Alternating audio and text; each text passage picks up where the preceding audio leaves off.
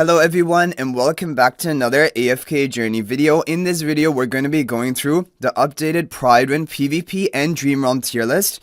They have made some changes and also Hugin has been added, so it will be exciting to go through this. So for the PVP tier list, which you see before you, this is what we have first. We're going to be coming at it from a Supreme Arena perspective because that's more interesting and also kind of more relevant to what is going on right now and how powerful these heroes are. Now, the first thing you're going to notice is they've demoted Diurnal from the S plus tier to the S tier. Okay, now, I understand why this would be done, for example, on defense, and especially even in Supreme Arena with the Dunlinger Diurnal defense, it is still counterable by like Maulers with frontline spell, for example, can beat that team. And in regular Arena, if Diurnal is on defense, then you can also just burst through the Diurnal and win the match for your team. So that is, I guess, kind of the reason. But on offense, Diurnal is still very strong when you pick your defenses that you're attacking into wisely. And Diurnal can pretty much always be run on offense in regular arena for most comps. Not all of them. There are some comps which are really stall heavy, like with Tilly and Tassi type things. And Diurnal can't burst through them. But yeah, so Diurnal, in my opinion, is still a top tier damage dealer. I still do believe he belongs in the S plus tier. Maybe at the end of the S plus tier. I don't think he's as dominant as some of the other ones there. And Vala, kind of the same. Vala, I have been using Vala more, for example, on Mauler buff tile teams with Vala on the buff tile. She does well, even on defenses, and on offense, she is always a good option. You can try to find one defense where she can really shine and attack a priority target in the back. So I think Vala is, again, a good damage dealer hero, but I don't think, she's the top tier. So either we need to have, another tier between S and S plus to put Diurnal and Vala into, or say that Vala and Diurnal are at the end of the S plus tier. Now, for the other damage dealers in the S plus tier, OD, Lily, May, Harak, these are all super dominant this season. Like on Mauler buff tiles, Harak is one of the most devastating comps that you can face. Lily May is amazing in practically every team, regular arena or Supreme Arena. OD is great on the Mauler buff tiles or even off of them to set up kills for Harak. So OD, Lily May, Harak, these are all top tier damage dealers this season. And in regular arena, it's really only Lily May. I don't think Harak and OD are as great in regular arena. And when we take a look at the S tier here, Elsa, Arden, Sylvina. Elsa is good. She enables Mauler buff tiles. She can be even on the buff tile. Arden can be a damage nuker. And if you are limited on options, you can even run him in Supreme Arena this season. He's not as bad as you would think, but Maulers do counter him, and that is kind of the issue. Sylvina is mainly only a hero on offense, but she can be pretty good for that. But if you have other options, I kind of don't really run Sylvina pretty much at all. So moving on to the specialists, we have Scarlita, Iron, Tassi in the S plus tier. I think Iron should be down to the S tier. In this season, he's not very dominant. He is not the greatest option to be running. In regular arena, he's fine. But again, people have kind of replaced him from their lineups. He's still a good hero, and there are occasions where he can do well, but he's just not as widespread and dominant as he was before. So he should, I think, be in the S tier. Shakir and Taylene, I think, should both be in the S plus tier. When we look at Supreme Arena, Mauler buff tile teams with Shakira, you're definitely going to be running him on one of your three teams. He is very strong. On the Mauler buff tiles, even off of them, he can work. Taylene is, if you have her built, you're going to probably be running her on one of your Supreme Arena defenses. And in regular arena, she is really good because she's difficult to actually fully remove from the battlefield. She can keep reviving herself, and that is difficult for opponents to clear. So I think Taylene and Shakira definitely belong in the S plus tier. I think Scarlita does belong in the S plus tier. For regular arena, she's a pretty good option, and for Supreme Arena, she can fit into some teams, but honestly, I don't think Scarlita is as dominant as she has been before all of this. So I still think she's an S plus tier hero, but not as needed in a lot of teams. Tassi is a hero which she can work really well in regular arena. I think is where she's actually better because she's able to stall out, the opponent can't kill you quickly, and then she can solo at the end. In Supreme Arena, you can do a same strategy and have her on Mauler buff tiles or even off of them. However, I don't know. I just feel like Supreme Arena seems like a much faster kill sort of comp, I guess, because of all the buff tiles you have and the bonus stats and effects that Tassie sometimes doesn't have the time to even get off her ultimate. Like, basically, her whole team can be dead by that point. So I think on the energy tile maps like we have this week in Supreme Arena, definitely Tassie is a top tier option. But outside of that, I don't know. Like, I guess she can remain in the S plus tier because she's also good in regular arena, but she's just not, in my opinion, the strongest option for Supreme Arena as compared to like Shakir and Taylene, who you want to use more than her, in my opinion. Okay, moving on to the supports. We have Damien, Hugin, Rainier, and Coco Rowan in the S tier. So I agree with Damien, Rainier in the S plus tier. Rainier has been so good this season because he can get so much value by putting him in front of a buff tile hero. He can provide the debuff onto the enemy on the buff tile, and he can also give damage reduction if he's at plus 10 exclusive equipment to your ally. He can give attack buff from charms. Rainier is a really strong option. Damien as well is a really good support. You can always kind of fit into a team. He's difficult to remove. Heywen is a hero which, like, she needs a really stall team built around her for her to be good. Otherwise, she's easy to kill. Like in a Supreme Arena match, even in regular arena, she can be killed easily. And so I don't think she's an S plus tier PvP hero. I would move her down to the S tier. I think Coco is an S plus tier hero. So Coco and Heywen, in my opinion, should swap because Coco enables smaller buff tiles. She is really good on the buff tile, or she is good if she's off to the side in a position where she can be safe enough to cast her ultimate. Because that ultimate, like, basically changes the tide of the fight. And then Rowan is not really used that much. Yeah, Rowan is kind of, he could even be down to the A tier, to be honest, because he's not used in the top teams for regular or Supreme Arena. Now, looking at the tanks, we have Thorin, Freestro in the S plus tier, which I agree with, and I'm glad they moved Freestro up, because for a long time, they had Freestro down in the S tier, but Freestro really, in my opinion, is an S plus tier tank for Supreme Arena, for regular arena. He is just really tanky, he has good damage output. He has sustain with some healing. He has powerful buffs with the Crimson Contract. Thorin is good. However, honestly, Thorin is kind of, in my opinion, Freestro is stronger than Thorin.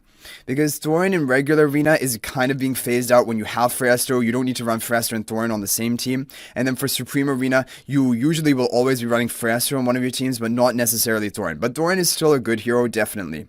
And moving down to the S tier for the tanks, we have Dunlinger and Almas. So Dunlinger is good in the Dunlinger Diurnal comp.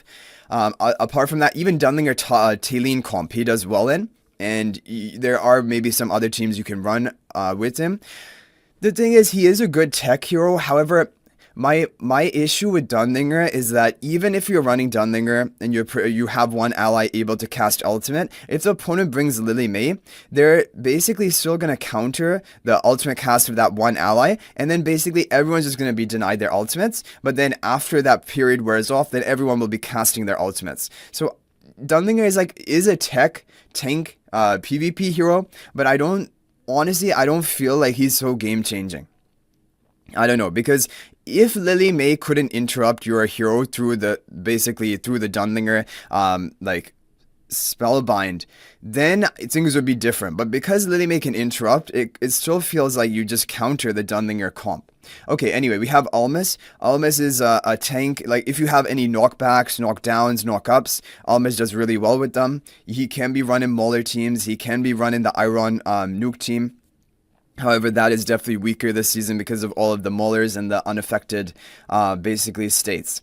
But yeah, Almas is still a good tank to be running for PvP, but when we look down here, we see Brutus as well. I think Brutus needs to go to the S tier, at least, because Brutus is really good in the Mauler buff style teams. He's really good at like delaying the opponent because of his invincibility, and also with his charms, he has a skill power which will increase the duration of his invincibility, which is really powerful. Okay, so looking at the other A tier heroes here, Lenya's moved all the way down to the A tier, which I don't agree with, because Lenya on the Mauler buff tiles is like way better than Aridin, Sylvina, even Elsa in my opinion. Like, Lenya needs to be in the S tier, or she should be in the S, not S plus, but she should be in the S tier in my opinion. Floribel is just fine, like she's good in stall comps. Beryl has moved all the way down to the A tier. You know, the thing is, Beryl has not seen much play. However, if, for example, you're comparing it like to Aridin or Sylvina, Beryl is still stronger than them in Supreme Arena. So I think there needs to be some sort of swapping around here. Beryl maybe in the S tier, and Lenya up to S tier, and Aridin, Sylvina maybe down, or maybe Sylvina, or Aridin, and Elsa all down to A tier or something like that. It depends. Like, for regular arena, these heroes can still be fine, but I just don't think they are top tier options. But Arden is good. I can understand it and like how they want to have him because of his use in regular arena, but okay, looking at the specialists, so we have the Hugin, Carolina, Igor, Sonya. Yeah, unfortunately, like, okay, a lot of the heroes here are very kind of, they're mediocre heroes, so they truly do belong in the A tier. I know there are ways to make these heroes work, and honestly, looking at all of these, I think the two key ones which stand out and might not belong here are Soren and Sonya. Soren on Mauler buff tiles, or Sonya to buff up heroes in a team comp that will protect her for long enough so that she can cast her ultimate. She can be pretty strong. I think definitely they can remain in the A tier, but they should be at the top of the A tier, or potentially move up to the S tier. Because, yeah, Soren and Sonya, I feel like, are around the strength of Iron in this season for Supreme Arena. Then we have Ludovic Mikola. So Mikola, I think, needs to be above this because, again, she enables Mauler buff tiles. She's way more relevant than Rowan. And Ludovic is, you know, Ludovic reminds you of Hugin. They both heal a lot for your team. Ludovic immediately begins healing from the beginning of the fight. Hugin takes some time to cast her ultimate, but then she has more damage reduction. I don't know, but I think they both belong probably in the S tier or the A tier. Yeah. Okay, and looking at the tanks, we have Antandra, Brutus. We talked about Brutus. Brutus is important. He's a really powerful tank. Antandra is not a bad option. She can remain in the A tier, but she is pretty good, again, enabling the Mauler buff tiles. And then we have Granny, who is just a really, really tanky hero. Doesn't see much use, to be honest, but like, if you are really limited on options, you could try to bring it out. Okay, now we have Hugin all the way down the B tier, so we're not going to talk about most of these other heroes. Like, Lumont is good. I think he's better than C tier, especially on the Mauler buff tiles or even off of them. And Seth as well. Seth should be up in the A tier. He's a good damage dealer on the Mauler buff tiles. But apart from that, we have Hugin. So Hugin in the B tier, does he belong here or not? Now, the major issue with Hugin, first of all, he can be killed quickly, and if he is killed, then he provides no value to your team. Number two, his mechanized bond buff, it needs to be used on an ally one tile behind him who is stationary, because if that ally is moving around, then they're going to be moving off of the buff tile and not be getting the value from it. So Hugin, in my opinion, his best ally is Odie, because Odie remains in one position behind Hugin. Odie already will benefit a lot from the attack buff. And in Supreme Arena, I love to use Hugin, and with Odie right behind the Hugin, and also Harak on the buff tile. Because basically, what's going to happen here is things will go crazy. You have Odie nuking down one enemy, then Harak is going to be eventually prioritizing that enemy, getting the kill stack, and then Harak is just going to solo for your team. So it has a lot of power. And I also think if you're going to run Hugin, I like to run him frontmost position and with the Valor Shield spell, because that is going to give him the shielding and the tankiness he needs to survive. Because otherwise, Hugin, even in a back line sort of positioning, he's still susceptible to dying. So I think the best way of actually protecting him for long enough to begin casting some of his shields and his ultimate is to have him in the frontmost position with Valor Shield spell. So I don't think Hugin belongs in the B tier. I definitely think he's an A tier hero at least. And in this comp, it is actually really strong. Like, the only other hero which does well, like in front of Odie in a position like this, would be like Thorin, for example. But Hugin will ramp up the Odie's damage even more.